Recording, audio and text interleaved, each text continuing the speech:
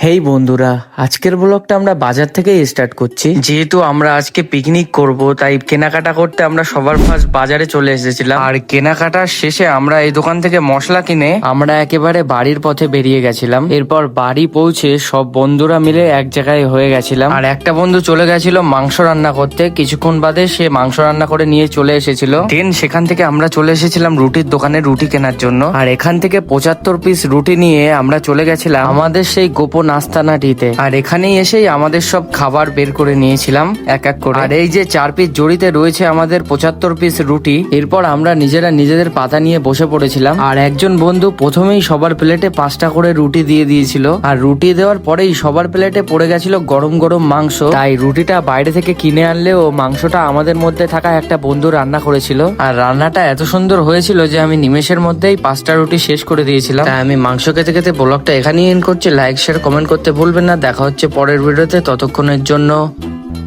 By.